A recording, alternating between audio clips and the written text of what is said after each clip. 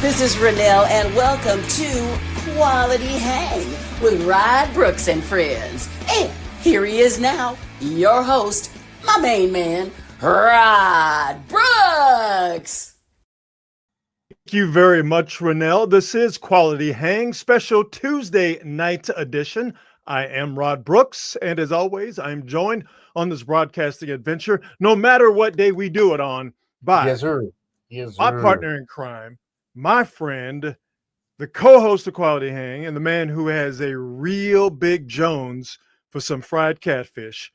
He is Marcus Osborne. You already know Rod Brooks. Yeah, man. Rod and I checked out some Meg Thee Stallion and Klay Thompson footage a couple of weeks ago, and ever since then I was jonesing for some catfish, and boy, I went and got that thing tonight, boy. Got to get it, man. Got to get it. And when Marcus said fried fish, I knew he wasn't talking about tilapia. Okay. I knew he wasn't talking about sea bass or Patagonian toothfish. I knew when Marcus said, man, I had to order me some fried fish. I knew immediately that he was talking about that fried catfish, that good stuff with that cornmeal on it, right? Oh my God, man. Are you a consumer of the fried fish? You damn right I am. Absolutely. You know, once we leave the South, some of us just leave that part behind. No.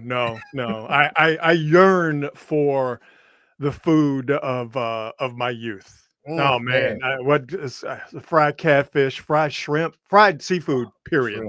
And man, I miss it. Barbecue, I'm always on the eternal search for barbecue that reminds me of home. And you know, listen, you can't recreate Louisiana food. You can't.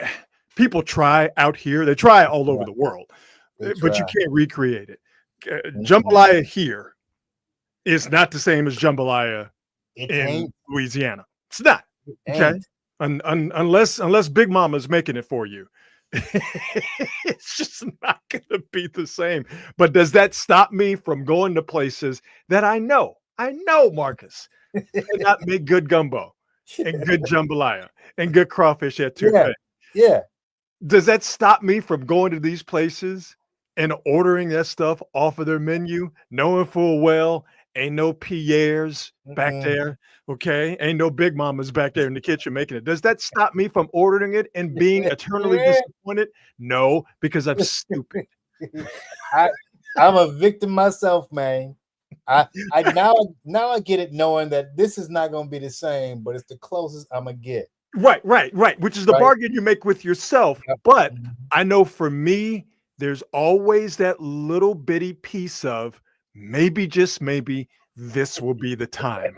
And I have been on this search now, Marcus, for well over 25 years. And never, ever has that one little piece of maybe this will be the time ever been answered with, yes, you found it. You found authentic New Orleans, Louisiana Creole Cajun cooking 2,000 miles away from where it is done and done to perfection. I'm like you, Rod. I've been in the same search, and I really there's one place I discovered in San Ramon of all places, and it is literally the closest thing to it because it's easy to. It's the seafood, Rod. Yeah. Like you can all the chicken, all that stuff. It's the seafood that they cannot replicate. Yeah, they can't get it. Yeah, absolutely. We'll get it started here, as we always do, by thanking our presenting sponsor, the fine folks at Hop Monk Taverns. 3 locations to choose from, and in none of those locations do they serve anything near Creole and Cajun food, because they realize at Hop Monk that they can do so many better things with their menu and their food, and they have an absolutely fantastically diverse menu and great food off of that menu. Know that about Hop Monk. The craft beer selection at Hop Monk is absolutely out of this world, but I love Hop Monk for its commitment to live music and live entertainment. At all 3 Hop Monk venues, they have a great space for touring acts from around the country to stop by and entertain folks. But for me, what makes Hop Monk great as far as their commitment to live music is their commitment to local artists playing their music at all three Hop Monk venues. It is the absolute best. And it's not just concerts. Like I've said before, they have nights where they do country line dancing. They have open mic nights. They have open mic comedy nights. They have legitimate comedy shows. Whatever you're looking for at Hop Monk Taverns, entertainment-wise, I guarantee you, you're going to find it. But you got to look for it. Check them out online at hopmonk.com. And definitely follow them on all of the socials. Let's start with a San Francisco Giants update. And Mark, it's not a bad San Francisco Giants update. If you hang a pitch, the San Francisco Giants are depositing that bad boy over the wall. The Giants are in Colorado to play the hapless Rockies, and Patrick Bailey, who, listen, fantastic defensive catcher. Offensively, leaves a little bit to be desired. He sparked the home run. By my account, that's 4 home runs on the night for the Giants, and they are up on the Rockies 7-4. Now, I'm not going to count the win just yet, even though it's the top of the 8th, because they are at Coors Field, where no lead really is ever safe. But the Giants have won 2 games in a row, beating the Rockies yesterday. And Marcus, the home run ball for the Giants has been the order of the day for the last 2 weeks. The Giants have hit at least 1 home run in each of their last 16 games. This is something they haven't done since the 2001-2002 seasons with Jeff Kent and Barry Bonds, and his current 16 games with a home run streak. This goes all the way back to 1962 and 1963. So no one's saying that these Giants, who are still, as play continues right now, 5.5 games behind the Mets for the 3rd wild card. They have to get past Cincinnati, the Giants do, just to even make the Mets sweat a little bit. But this Giants team, which at the beginning of August couldn't hit water when they fell out of a boat, now the Giants offensively, led by Rafael Devers, who we'll get to in a second, and led by Willie Adames, they've beaten balls out of the ballpark, man, including the corner of 3rd and King, which is always notoriously tough to hit home runs in. Yeah, man. I was watching the Giants post-game show with yours truly, Rod Brooks, on there. What? And I couldn't hear it because I was at a pizza joint. But I saw a stat. It said the Giants were hitting like close to 400 or something. Yeah, man. I mean, they've been on an absolute tear since the middle of the month. They had that road trip, or not road trip. They had a homestand where they were playing the Rays and the Washington Nationals, and they were coming. It might have been one other team too. I forget. It was a 9-game homestand, and they were coming off of I think they were in San Diego, or they were playing the Padres. The Padres slapped them across the face, and then they lost a bunch of games to 2 teams that they should have beaten, which, as I mentioned, were the Washington Nationals and the Rays. And the Giants on that 9-game homestand went 2-7, won the first game of the homestand, won the last game of the homestand. That was the low point for the Giants this year. They went on the road, kind of shook some things out, but then came back and took on the Cubs at the beginning of the week last week. And like I said, offensively, since the end of that last homestand that I mentioned, where they went 2-7 over the course of the 9 games, Giants going on the road, then coming back, they have been absolutely mashing at the plate. And more to the point, and I said this on the post-game show yesterday, the offense is listen, it's great. You need it. I'm never going to say it's not that important, because that would be dumb to say. But it's not just what the Giants are doing offensively, not just what they're doing with the home run ball. Their defense has been much, much, much better over these last 2 to 3 weeks, because as hard as it was watching them struggle offensively, and it was a tough watch, defensively, they were an absolute joke. And I don't care how good you are offensively, if you're giving up runs or you're giving up extra bases even because you're bad defensively, that puts stress on your pitching, that puts stress on your offense. So the Giants are hitting the ball, and that's great, and that's fun, and that's entertaining, that's aesthetically pleasing. But what they're doing defensively and pitching-wise is why they are I don't think they're going to do it, because I don't think there's enough time left in the season, and I still think they're flawed. But 5.5 games out of that 3rd wild card with a month left, Anything is Some people possible. are saying it's possible. All right. Anything is possible. Anything is possible. I watched the Oakland A's one year come back, and they were like 15 games back or something, come back to win the division about a decade ago. So anything is possible. Yeah. Here's my question to you, Rod Brooks. Yes, sir. Have the Giants discovered something, or is this kind of how seasons just even out over the course of time? Well, more than a couple of things, a handful of things here. And I'll try to go in somewhat chronological order. Uh-huh. First thing is Willie Adames, who, and I don't think there's anything unusual about this. He did what happens to a lot of free agents. Okay. They come to a new place, they press, they try too hard, and it starts to spiral. And I think there was some sort of figuring out the ballpark, to use that catch-all phrase, that he had to deal with. But once you got to July 1st, Willie Adames is looking like Willie Adames. You know, we always say, you know, is he hitting, or is he playing to the stats on the back of his baseball card? Willie Adames is doing that, and he's going above and beyond that.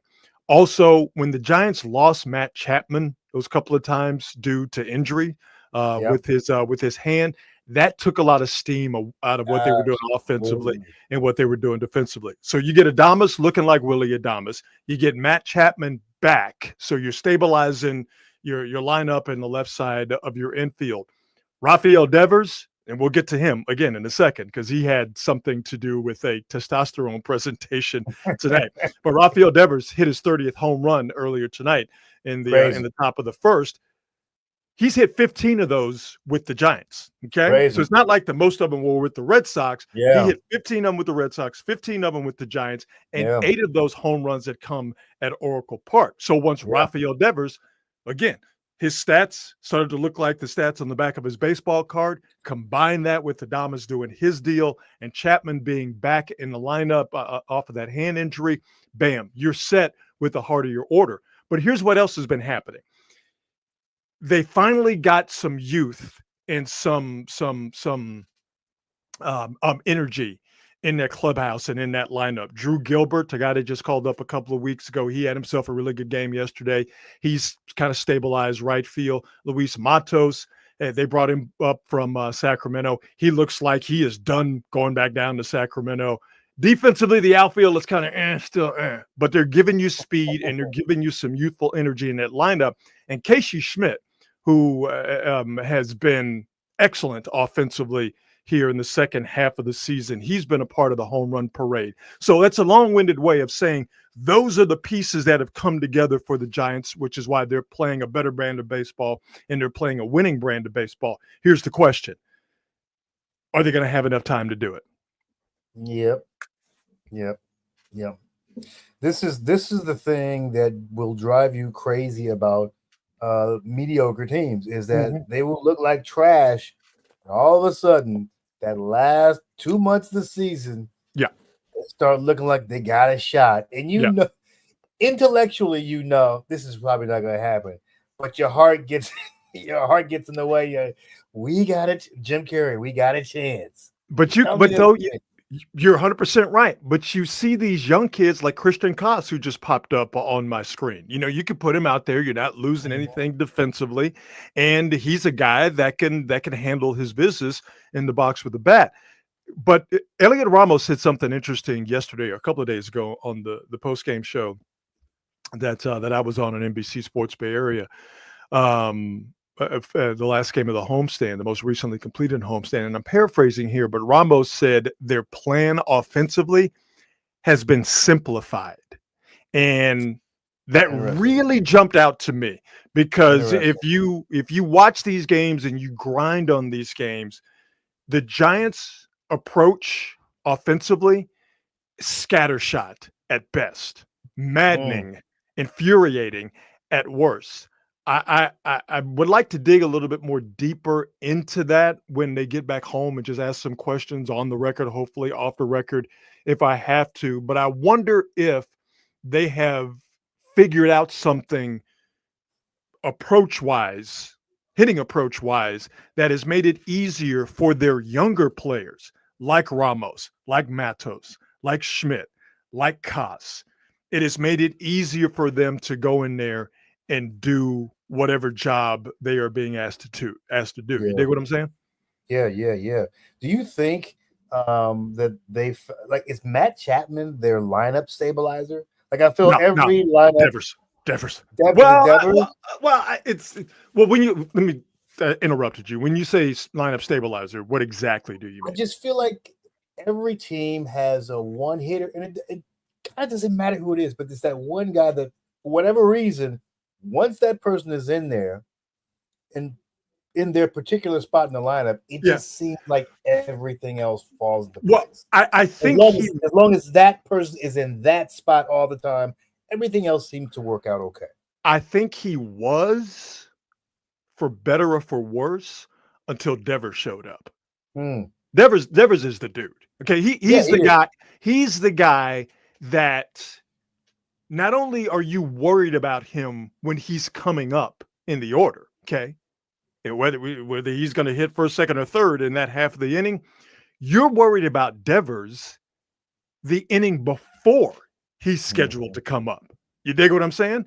So you start pitching guys differently because you don't want Devers to come up with 2-3 dudes on the base pass. You know what I mean? When you have that's the guy the Giants have been missing for a long time. And that's why the Giants are doing stuff right now, home run wise, that they haven't done. And I'm not comparing him to Bonds and Kent, what they're doing with Adames and Devers. But I don't think it's an accident that they're doing things home run wise, these 2025 Giants, that haven't been done since Kent and Bonds were there. Because you had a guy, specifically Barry Bonds, where you were worried about 3-4 innings before he hit I shouldn't say 3-4 innings, but you were worried about a couple 3 innings before he actually it was his turn to bat. So for the Giants they haven't had a guy hit 30 home runs, the Giants, since Bonds did it. That's crazy. Think about what they've accomplished without a 30-run home run dude. Like, that's crazy. Yeah. Escobar, who we got a chance to meet at the game a couple of nights ago, man. Shout out to you, my brother. He'd say that even though he's not a huge bat, he feels that Chappie stabilizes the lineup and defense. I don't disagree with you at all with that, Tyler. He thinks Devers and Adames hitting makes the young guy's job a lot easier. I 100% agree. I said this on post game a couple of days ago, that the young guys, it's not your job to hit home runs. If they come, they come. But we don't need you up there. I'm a coach for the Giants. We don't need you up there swinging for the fences. Get on base, okay? Hit it where there ain't. Work a walk. Get on base.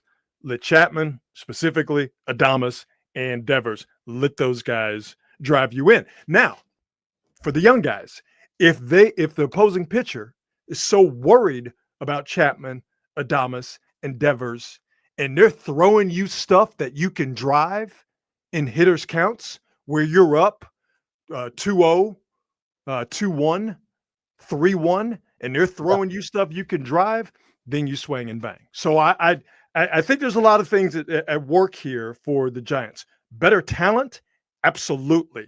And that talent, as you said, Marcus, putting everybody in their place. And we see this with basketball. You get a guy or two that all of a sudden guys are playing in their natural positions and everybody's playing a better brand of basketball. It's the same thing we're seeing with Devers, Adames, and Chapman. And it's fun to watch. So with the way they're playing now, and I'm not going to go out on a limb and say they're going to play this way for the duration of the season. But if they do, in the season somewhere near 500, do we save Bob Melvin's job? Yes. Yeah. I think the way that they're playing now, and the way that they are projected to play, but it saves his job. Sure. It wasn't looking that way for a while. For sure. I felt like it was a foregone conclusion that my man was going to be out of there. That homestand, like I said, was a low point. If the Giants had gone on the road and continued to play bad baseball and then come back last week and not play the brand of baseball they did, winning, I think Bob Melvin would have been in serious trouble. Not that, but I also don't think that the players individually or collectively were worried about saving his job Sure. or trying to win for him or trying to get him out of there. Sure. I think that it was everybody wants to win, and I just think that the Giants are better equipped to win, but they had to clean some shit up, specifically defensively and what they're doing approach wise at the plate. So there you go. I'd be curious to hear or to learn exactly what they think of Mel. I mean, the worst thing to have is to have a squad that is apathetic about your leadership. Mm-hmm. And so I'm curious if they really think he's a guy worth having around, or if they feel like they need somebody else. Even though we think this is a nice guy, but we need somebody else. I will be honest with you. That's a question I've never asked to any of the players because I don't know how to ask it and get a legitimate answer. It would be, of course, off the record. Nobody would say, on the record, I can't stand to do it. That would just be dumb. But off the record, I know enough guys that I could get a response out of them that would be honest.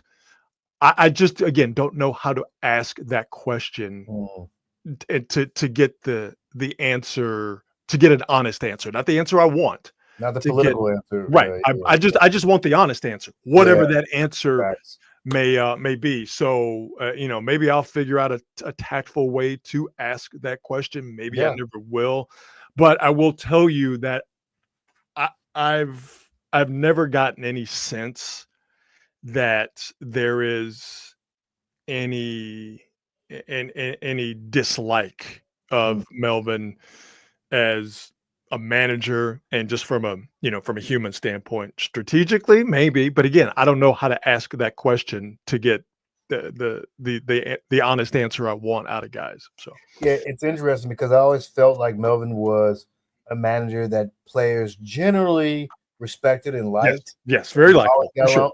And then those years with the Padres, it seems like there was some friction with some players. Yeah, it's interesting to me. Yeah, I think that Padres outfit, those guys, them do. And listen, Bob Melvin did not do himself any favors by not winning with that group. Okay, you got Soto, you got Tatis Jr. and the other cats. Really good guy. I can't think of his name, but plays third base. Y'all know who I'm talking about.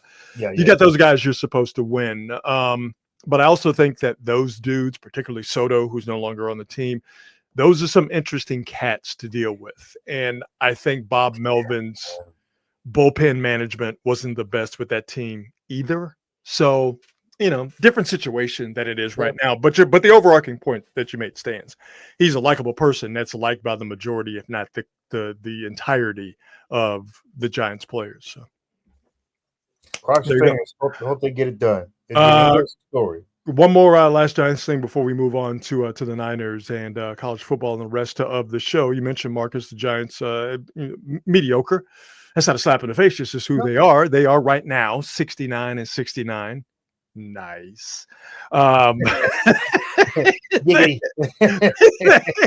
trying to add on here in the top of the ninth, 7-4. The Giants are up. If they do win, the Giants will have won their third game in a row. As I mentioned, it's been a home run palooza for the Giants in Colorado, and that's not unusual because it is Colorado. But what happened after Rafael Devers hit his 30th home run of the season was somewhat unusual. Top of the first, Rafael Devers gets a 0-2 slider that just catches way too much of the plate.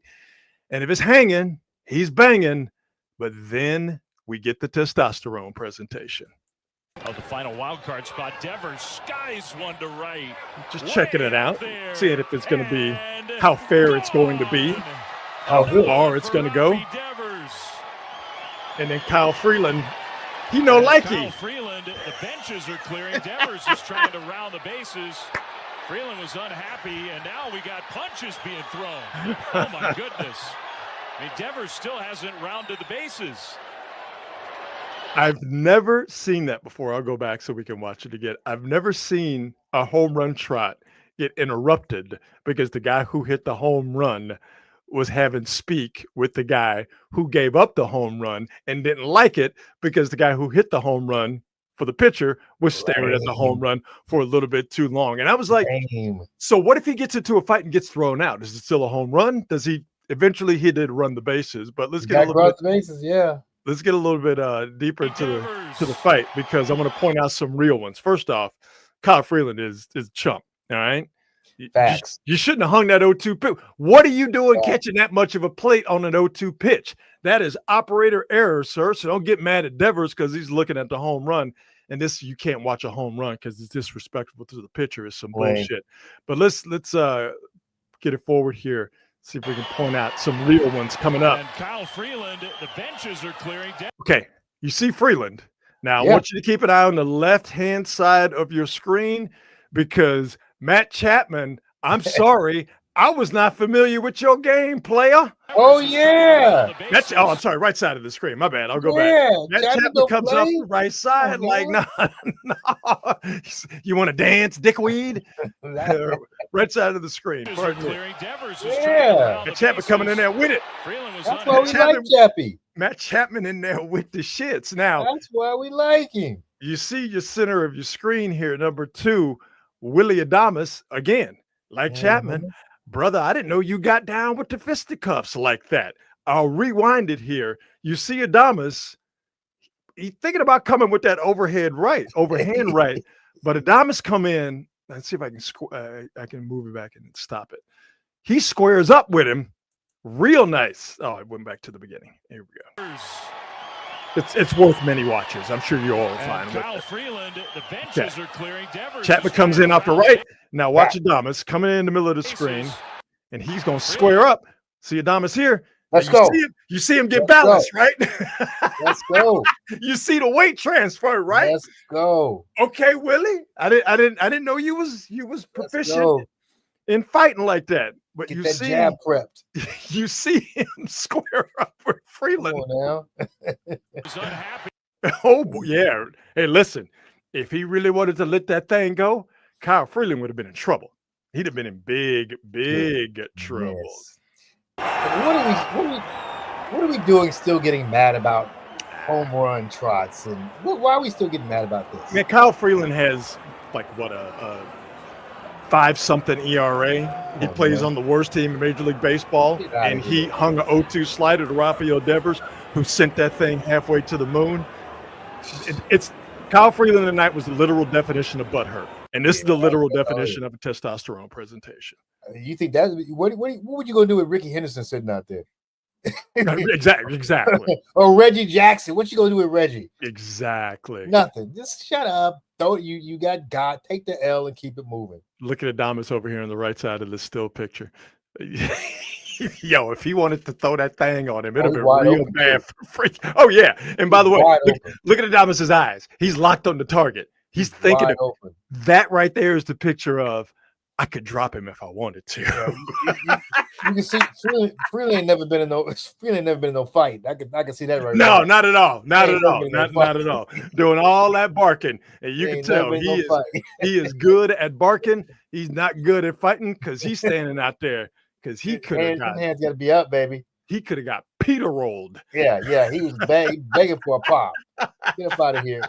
So, hey man, like in boxing, protect yourself at all times. Bottom of the ninth, 1 out. Giants have their closer Ryan Walker in there trying to get it done when this game is over. We will give you that information. Let us move on to your San Francisco 49ers.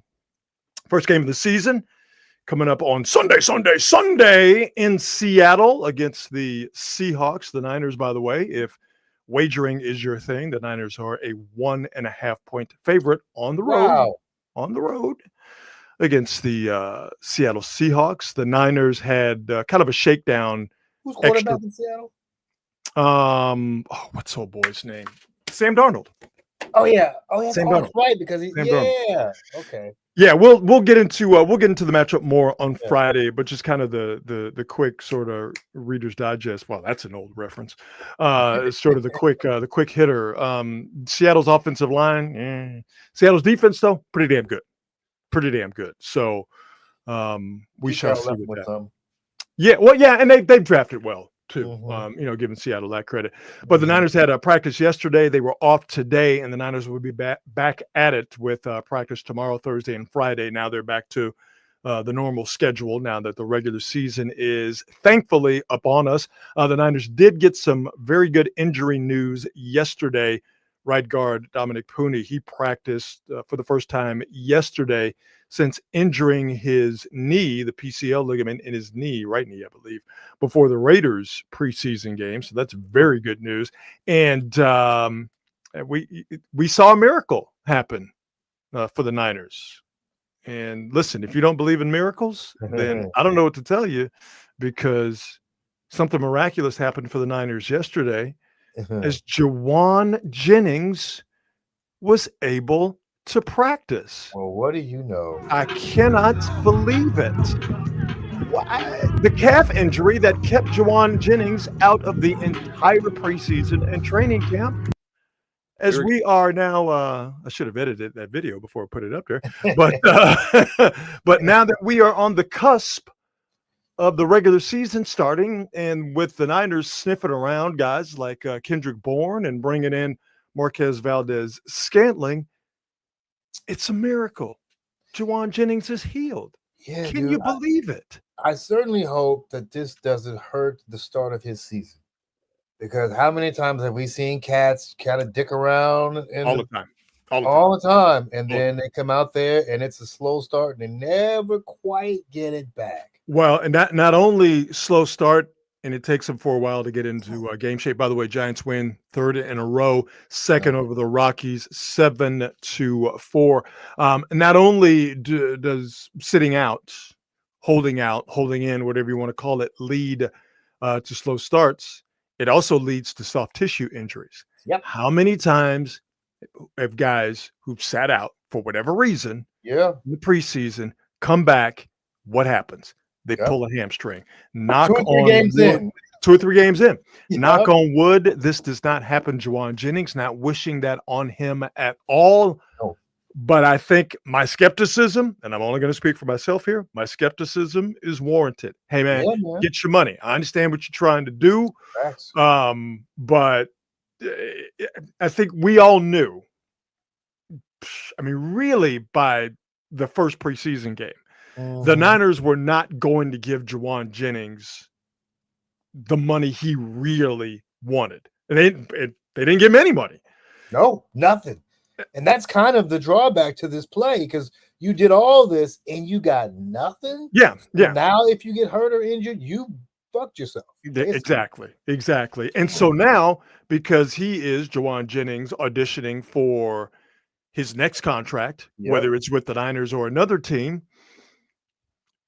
if he, knock on wood, this doesn't happen, Jawan Jennings, because he has not practiced all preseason and all training camp, if he suffers a hamstring pull that keeps him out for 4 to 6 games, that's 4 to 6 games in a contract year on a team that is predicted to go to the playoffs and deep in the playoffs. That's a contract year where you don't get to put good stuff on tape. I understand why Jennings did what he did. Okay. And I'm not saying he's a bad person for it. Everybody was dapping him up. Everything seemed to be cool. So I'm not inferring that there's any hard feelings. Everybody knows in the NFL, this is just the way business is done now. But if we're talking about it from a football standpoint, I would hope that Jawan Jennings, trying to do what he can to get more money, which he's well within his right to do, I would hope that does not prevent him from actually being able to make more money in the future. Yes, indeed. It would hurt my feelings to see him kind of blow it like that. And I mean, I hate to say it's the gamble these guys have to make, because you're in a sport that clearly doesn't pay players what they should be making. So these dudes, especially guys like this, who, let's face it, this might be his only big contract. Yeah. I mean, last year was, and I hope to be wrong, my guess is that last year is going to be the best receiving season. And Jawan Jennings is more than just a guy catching passes. But when he was tasked to catch passes last year for depleted Niners wide receiving core, he did that. But that's going to be the best receiving season he ever has. Now, he's more than that. He's a leader. He's a dog, as we like to say. He's a willing blocker. He's all the things you need in a Kyle Shanahan offensive system. Well, there's only a few of those Kyle Shanahan offensive systems being run in the NFL. So is Jennings as a wide receiver, just playing that position, is he as valuable to other teams as he is to the Niners? I think you could say for the most part, the majority, no. Yeah, that is the whole thing. Like, it will suck if you don't get what you want at the end of this season, particularly if it's because of an injury, man. That would just be awful. Yeah. Yeah. So the Niners, again, off today, start practice Wednesday. I'm sure they've already started to install some stuff for the Seahawks, but it really gets started tomorrow and Thursday as they get ready for that game to start the season. Marcus, we're only a couple of days away, baby. We made it. We made it, dog. Unbelievable. We made it. How are you expecting this team to do? We're at the start of the season now. How do you expect these guys to do? I expect them to make the playoffs. I don't know yet if they will do it via winning the division or as one of the wild cards. I don't know that yet because the Rams are still a good outfit. And the Rams are a couple of years ahead of the Niners in terms of rebuilding a team that was old and aging. The Rams did it. They got some good young defensive players, most notably Derek Verse. How fast they've been able to do it. And the Niners are in essence copying what the Rams, have done with success over the last couple of years, getting young defensive players through the draft. The Niners went very heavy in this past year's draft with defensive players. And Matthew Stafford is still a good quarterback, but he's got some back issues. So how does he hold up? But if Stafford holds up, it's going to be hard to dethrone the Rams from being the best in the NFC West. But the Niners are really, based off the strength of what they bring offensively, the Niners are without a doubt a playoff team. The big question is going to be the young guys they have on defense. Right. How long does it take for them to not just get up to speed, but how long does it take for them to do the stuff that is required of them individually and as a collective? How long is it going to take for them to do that stuff on a week in, week out basis? Nobody knows. And don't forget the other wild card with the 49ers, injuries. Yeah. I'm not as worried about that, just simply due to the fact that, that's just football. I think they've done a really, really good job this preseason and training camp, being smart with their veteran players like McCaffrey, like Bosa in particular. You could throw Kittle in there too, being smart with them and how they're using them. So I'm not necessarily worried about those guys getting injured. I think it's a bigger issue that you have a bunch of young guys on defense that you're counting on, that you need, not count on, you need to hit, and you need them to hit now. That to me is a bigger question mark than whether Christian McCaffrey is going to be healthy for a good part of the season. Yeah, and I think I actually believe even if he's not completely healthy, I think they can still get to the postseason. But it's interesting. Actually, not even particularly interesting about the 49ers. It's interesting about these Kyle Shanahan years in general. I'm thinking about the squad, and it's always either they're great and they get to the playoffs, the NFC title game, Super Bowl, or they suck. Like four in, I think it's 4 missing the playoffs and 4 getting to the playoffs, but 4 NFC title games, 3. And the years they missed the playoffs, they're one of the most injured teams in the league. Yeah, that's why with me, if I'm a 49er fan, it's a weird pattern that happens. If the pattern sticks, this should be the year they get to the NFC title game. There you go. When the Giants were winning World Series, people call them the even year dynasty. With the Niners, it's even year health. Okay, so odd year health. We're in 2025, so so there you go. So we're almost there to the NFL season, but we got some real good college football action over the past weekend, baby. Woohoo! college football is back, and it was a perfect. See, I'm a hater. Okay, I'm a diabolical hater. Okay, I join you in a bit of that haterism. if Definitely. if I don't bang with you, I bang against you. Okay, Yeah. all right. Hating on teams nurtures my soul. Okay, it's because I'm a broken individual inside. Okay, I've seen and felt too much loss and pain in my sports teams. I get can't it. be happy for you when I'm not happy inside myself I with get my it. own teams. And it really is an intense hatred for me when it comes to college football, because college football, if you're doing it right, is all about hating. And it was a perfect haters weekend for your boy, because my team won. Go Tigers. Oh, baby, we back, by the way. We back. Please understand it's one that. game. It's one game. One game, my ass. One We back, game. baby. LSU. We look like LSU now. We got competent line play. We got a defensive line that's getting out to the quarterback. We got DBs who can finally cover. We running the ball. Good quarterback play. We back, baby. And on top of that, Texas horns down in Columbus. Horns down, baby. Double horns down. I love that you are lucky enough to root for a team that actually has winning expectations every year. Right. That's right. As a fan of the Cal Bears, I do not have that. Hey, Cal, they got themselves a quarterback. Yes, you got to watch Cal. They got a cat with a lot of vowels in his name that I can't say, but oh boy, was slanging that thing on Saturday night. 18-year-old. I synced it. Enjoy it now, because you're probably going to lose them in the transfer portal when a real team that pays real NIL money decides that they want him. We got this tech money out here. Let's get this thing. Let's get this thing together. They ain't no money on Cal football. You can miss me with that nonsense. It's plenty of Cal grads at these tech companies. Let's get this thing popping. There might be plenty of Cal grads at these tech companies, and don't now one of them watch or care a damn thing about Cal football.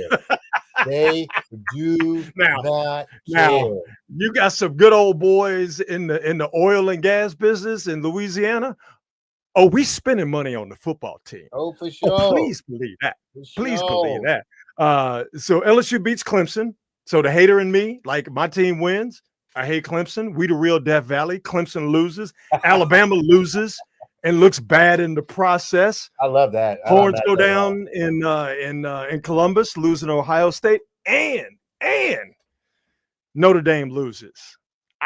It was the perfect weekend for your boy, dog. Perfect. It sounds like a great weekend overall. Perfect. It's some good games out there. Oh, and by the way, it makes me feel good. You want to talk about some haterism? Oh, yes. Bill Belichick. Yes. Getting waxed. Yes. And you were talking about some of the feeds. I got all tingly inside. Oh, yeah. Oh my God. It was like I was on mushrooms, man. I'm gonna read this Bill Belichick quote as Bill Belichick.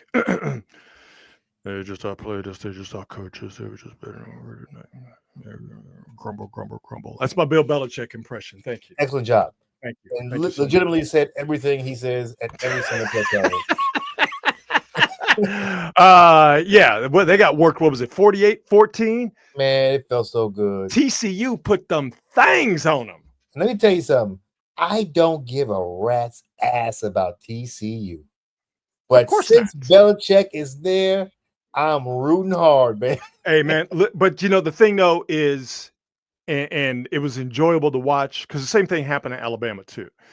Different situations, because Belichick's trying to build the team. They had, 50 new players or whatever. Yeah.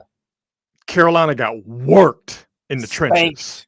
They just both sides of the line of scrimmage. Carolina got beat up. Same thing happened in Alabama too. Now, again, two completely different programs, two completely different situations, two completely different sets of expectations. But what has not changed, what is not going to change in college football and all of football, line play. Okay. Yep. And you cannot get line play by just going out there and buying it. You can't get good line play in the transfer portal, because teams do not let competent offensive linemen and defensive linemen, really, but specifically in this for this purposes of this conversation, offensive linemen, they just don't let them dudes walk out the door. And with Alabama, with Carolina having all that turnover, with Belichick coming in, and Alabama, I don't know what the hell they're doing. Watching Alabama and Bill Belichick's Carolina outfit just get absolutely slapped around in the trenches made the hater in me feel so good. Oh my God, it just tickled my soul. By the way, Rajiv has my man at Cal name up there, and there are far too many consonants and vowels in this name. I can't pronounce it, and I won't even. No, but we can edit though. And again, we don't say that with any disrespect. We don't want to be disrespectful by mangling your name, but we also want to be respectful of your talent. Oh boy, like I said, old boy was out there slanging it around. Yeah, Escobar, the Wolverines got a quarterback. I completely forget his name. He had actually committed to LSU, but then Michigan, again, they're a real football program, so they spend money on their football program. Michigan dropped $12 million on that young boy, and he like, yeah, I'm gonna go where the money is. Ooh, child. Ooh, child. Yeah, man, that young fella is good. So yeah, everybody was getting their jokes off on Bill Belichick getting his behind feet on national television. At one point, that ass whooping. It was 41-7, and I saw this tweet. Coincidentally, Bill Belichick was 41 when Jordan Hudson, his current girlfriend, was 7. Oh. Well, how long did that first rumor of one of the players hooking up with Bill Belichick's girlfriend? But hey, man, hits the screens. Let me tell you something. I don't think they're good enough to hook up with his girlfriend. Hey, man, listen, she got the money, so she ain't got to worry about that. She's going to get that young meat out there. I'm just saying, if she's going to cheat on Bill Belichick with a young player, she might want to go cheat on Bill Belichick on a young player with a future, because I don't know how many of them I saw at North Carolina. So, yeah, man, it was a great haters weekend, the first real season of college football. And yeah, some shitty schools and some shitty fan bases. Love it. Took some L's, and love it. I couldn't be happier because mine didn't. I mean, I must say, first we got the blocks. Not bad. We're gonna be okay. We're gonna be Not okay. bad. We're gonna be okay. I am. I did like that Tulane victory out there too. That made me feel good. Yeah, Tulane beat Northwestern. Yeah, I just feel like I root for Tulane. That's like my little underdog school. Absolutely. And like he said, you're gonna disrespect NOLA, we're gonna have some problems. Yeah, man. On the 20th anniversary of Katrina making landfall, just south of New Orleans, the Tulane, which good football program, Tulane, over the last couple of years, beat Northwestern. So yeah, a lot of good stuff. Lee Corso made his last helmet pick before the Texas-Ohio State game, and he took Ohio State. I don't know if you saw this, but all of the predictions that Corso made on his last go-round on ESPN's College Game Day, all of Lee Corso's picks won, including the Fighting Tigers of Louisiana State University, and including Lee Corso's alma mater, Florida State, who eventually beat Alabama. I saw this, though. This was cool. And I think I said this on Twitter. I might have tweeted this out. I don't know if I did. I'm not a gambler, but when I saw this is cool. Someone did a Lee Corso pick parlay. All right. All 6 of the picks, some of them just against the money line, just straight up. Some of them against the spread. Guy got it at plus 1,900. He put down $10 on the Lee Corso parlay. All of Lee Corso's picks hit. Old boy walked away with $1,900 off of the Lee Corso parlay. That's pretty dope.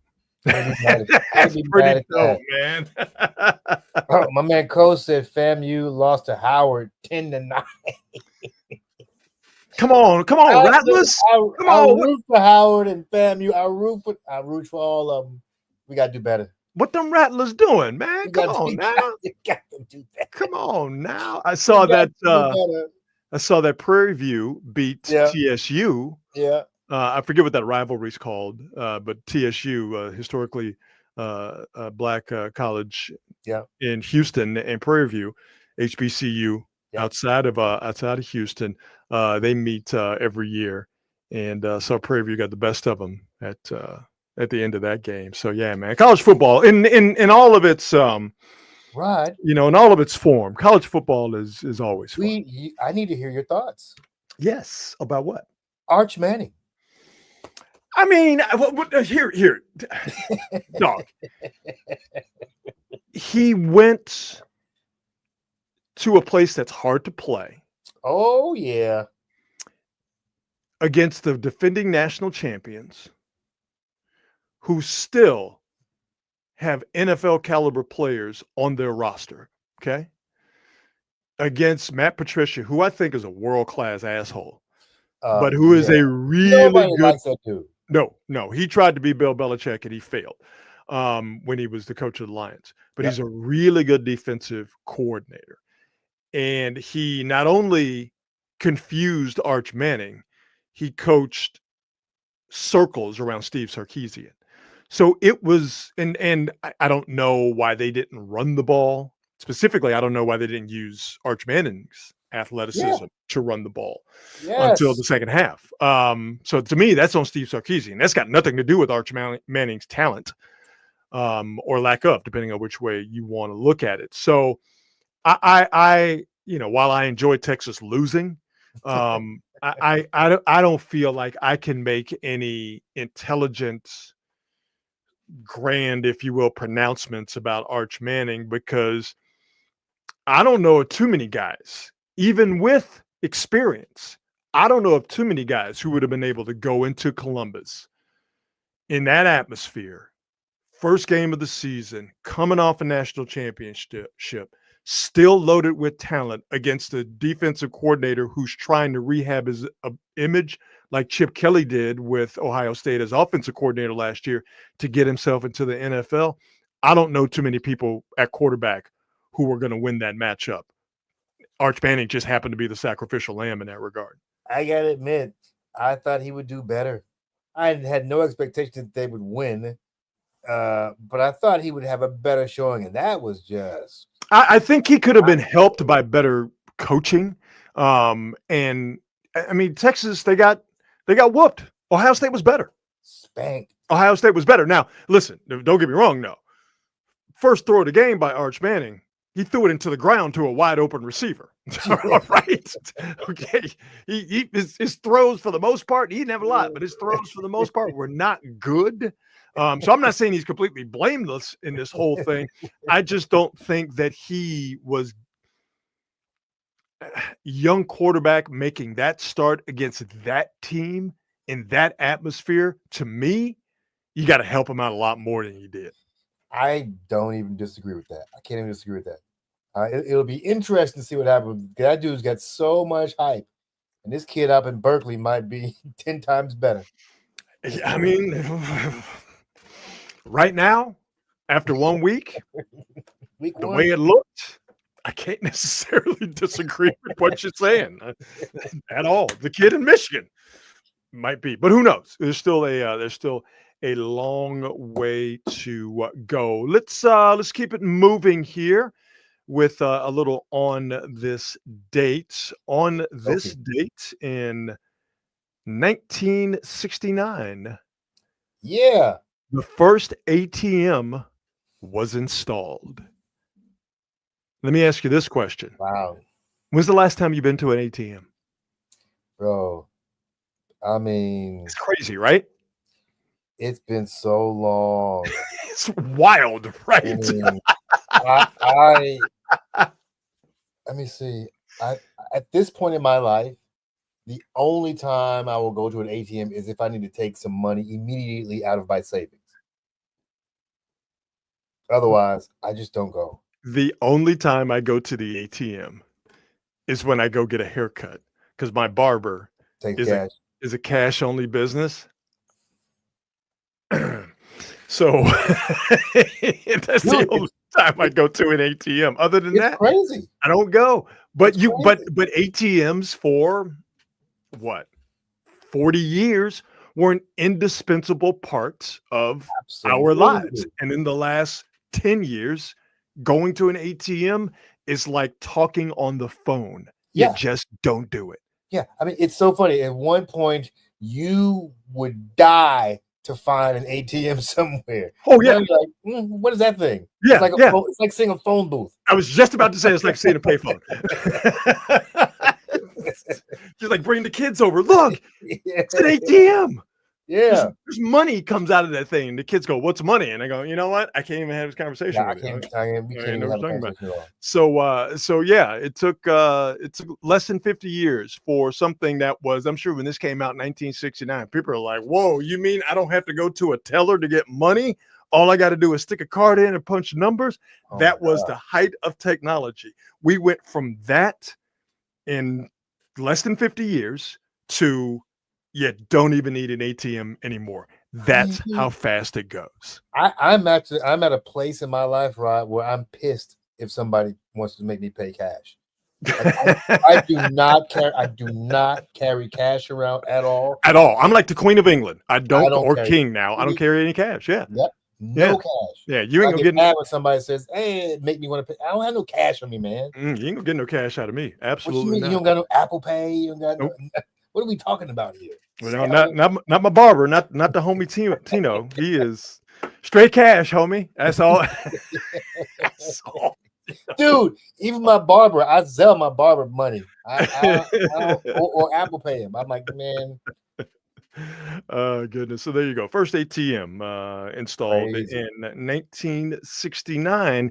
In 1984, the reason I'm wearing this jersey, Warren Moon made his NFL debut on this date in 1984. Oh, wow. Lost to the Raiders. Warren Moon played after he came out of Washington, a successful, very successful collegiate career Warren Moon had out of Washington. Moon spent 5 seasons with the Edmonton Eskimos. Performed well because he's talented, and a bidding war ensued for Warren Moon's services, and the Oilers got him, and the rest is history. Didn't win a championship, didn't even go to an AFC championship game, but Warren Moon, Hall of Fame quarterback, one of the prettiest, if not the prettiest spiral in the history of the NFL. And obviously, my favorite quarterback, Warren Moon, made his debut against the Raiders on this date in 1984. I remember this game because the Raiders they were having a mediocre season after just winning the Super Bowl. Yes. So I remember that game. And, we really don't talk about Warren Moon enough. No. Only because he didn't win a championship. Yeah, that's why. But his place in the history of the NFL is really pretty fucking important. Yes, very much so. Yes, because he sets the stage for so many other black quarterbacks. Yep. I mean, it could have gone a whole different direction if Warren Moon hadn't done what he did. He is a trailblazer. He is a pioneer. He is a very important figure in the NFL. There's man. Absolutely, no doubt. And if you watched him play, you know how good he is. If you didn't watch him play, ask people who did. They'll tell you. Warren Moon, one of the best to ever do it. Made his debut on this date in 1984. Also happening on this date, September 2nd, 1984, the mighty Van Halen played its last show with the original lineup. They played their last show in Nuremberg, Germany, in 1984, off of the success of the 1984 album and the ensuing tour. Nobody knew it at the time, but this was it. David Lee Roth went off to do his solo career, and Van Halen, they were falling apart as it was. So once David Lee Roth went to do his solo career, that was it. They brought in Sammy Hagar, and the two paths diverged wildly until David Lee Roth came back as Van Halen's lead singer for a tour in 2007, and then the last tour they did in 2015, if I'm remembering correctly. So not only was it the end with David Lee Roth, they also parted ways eventually, when they got back together in 2007 with original bassist Michael Anthony, Eddie Van Halen's son, Wolfgang Van Halen, the wildly talented Wolfgang Van Halen, took over on bass. So even though David Lee Roth came back, and that was great, Van Halen fan, I loved it. It was always, for me, a little something missing, not having this, no disrespect to Wolfgang Van Halen whatsoever, but not having Michael Anthony there. Kind of wanted to see the original four.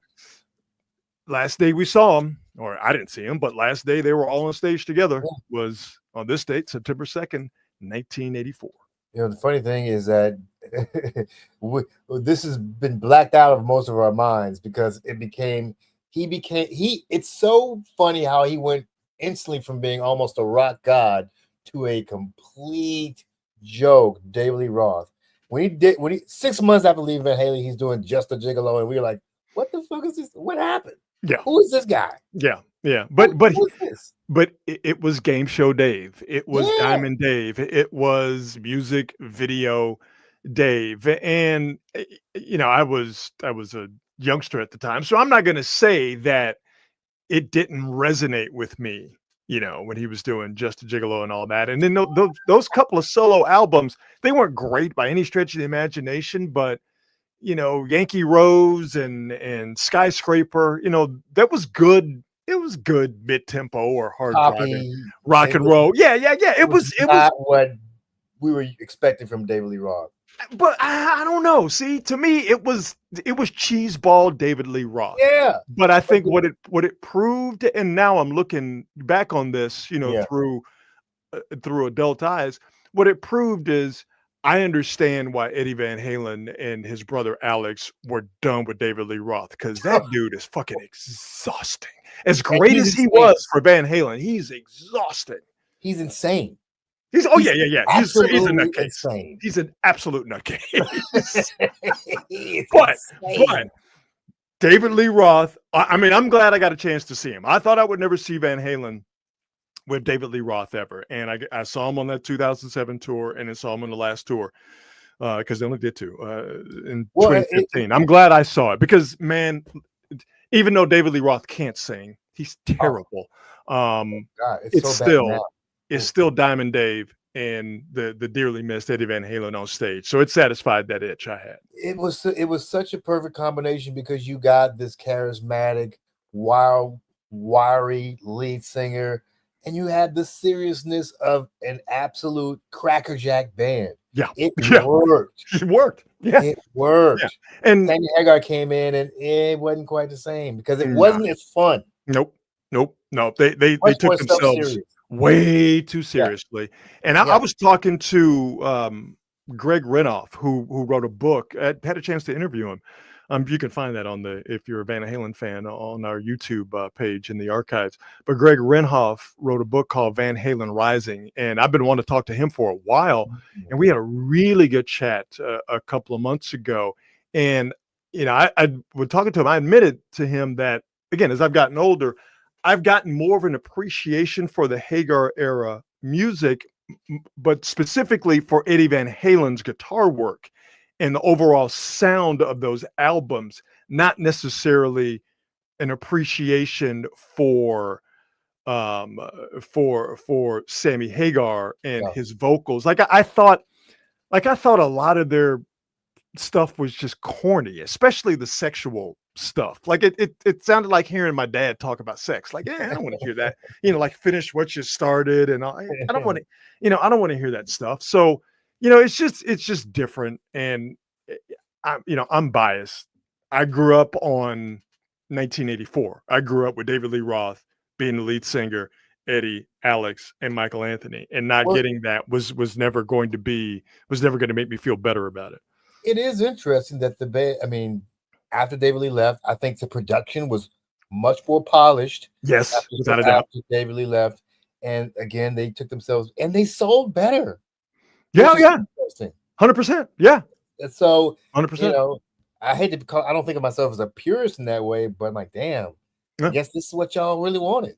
Yeah, no, they made some radio friendly stuff. Right now, is a very, very good song. I think their It's a good last song, dude. album they did with Hagar Balance, I think is their best album. But like 1984, that iteration of Van Halen was coming apart when they did Balance in 96, I think is when it came out. That iteration of Van Halen was starting to fall apart. So I think the thing is, working with the Van Halens is just tough sledding. Because those two, I could go on and on about them. If you know, you know. If you read the book by Alex Van Halen, the relationship between Eddie and Alex, it makes it difficult for anybody outside of those two to sustain a long-term sort of relationship with them. And it's too bad. It really is too bad. Yeah. But you know that some fire ass music came out of both of those iterations. But for me, the one with Diamond Dave that ended on this date in 1984. A couple more here before we get to the best thing I saw today, and we wrap this bad boy up. In 1988, cinematic classic, and I think a very underrated baseball movie, 8 Men Out. Good movie. Great movie. Came out on this day. Great story, very well acted, very well shot. Major League is always going to be, for me, the gold standard as far as baseball movies. I think The Natural is overrated. I think Field of Dreams is a family father-son movie that has baseball in it. I think Bull Durham, you call that a baseball movie? Sure, it's a baseball movie. Not one of my favorites. It's a baseball movie. I'm more partial to the original Bad News Bears. I just don't think 8 Men Out gets enough love as far as being one of the great baseball movies. If you've never seen it, check it out. If you haven't seen it in a while, it's one that's always good on a rewatch. But 8 Men Out came out on this date in 1988. And wrapping up on this date, 2 years ago today, Deion Sanders made his coaching debut with Colorado. Colorado goes into Fort Worth and upsets, at the time, number 17 TCU, and that TCU team just came off of a national championship appearance where they got boat raced by Michigan, but it was a TCU team that had something going for it.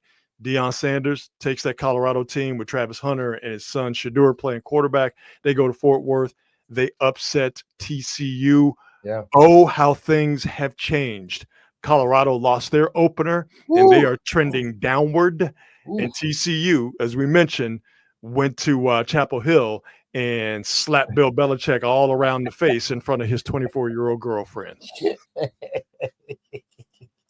But on this date, Deion Sanders started his coaching career with a win over TCU on this date in 2023. There you go. Best thing I saw today. Are we ready? We want to get out of here?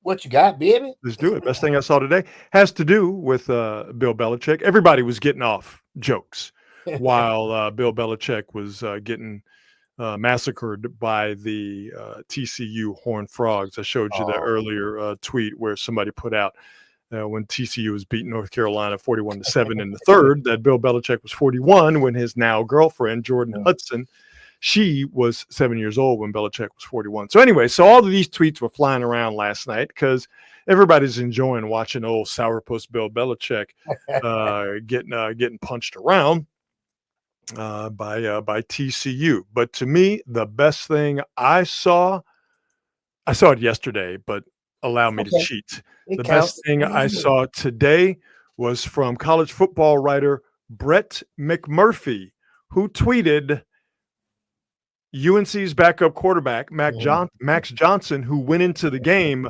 is 24 years old, the same age as Jordan Hudson, Bill Belichick's girlfriend. God damn. Easy guy. Okay. Yo, Brett McMurphy with that thing.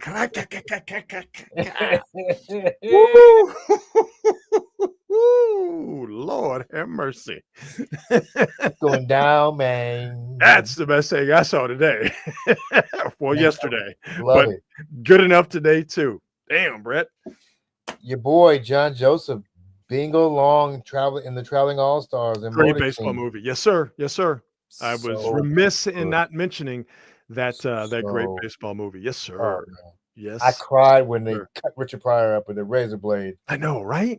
I hurt my feelings so much. I know, right? My Oh feelings my so god. bad. Oh my god. You guys in the comments, man, you guys were awesome per usual. We absolutely love that. You see the scroll at the bottom. If we may respectfully ask, if you're watching us on X, Twitter, whatever you want to call it, do us a favor and head on over to Quality Hang on YouTube and subscribe to us on YouTube. You can watch us on X. Please continue to do that. Consume us how you want to consume us. Yes, We would sir. greatly appreciate it if, however you consume us, you would just head on over to YouTube at Quality Hang and subscribe to the channel via YouTube. We'd greatly appreciate it. Also, Quality Hang with Rod Brooks and Friends on Facebook and on Instagram.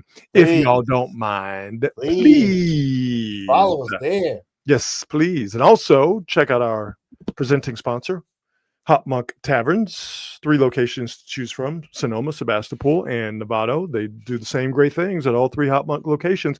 Fantastic food from a diverse menu, craft beer selection that will knock your Aunt Connie's socks off, and a lineup of live entertainment that is as diverse as the menu. So check out what they have coming up live music, live entertainment wise at hotmonk.com, and definitely follow them on all the socials as well. One last thing, programming notes.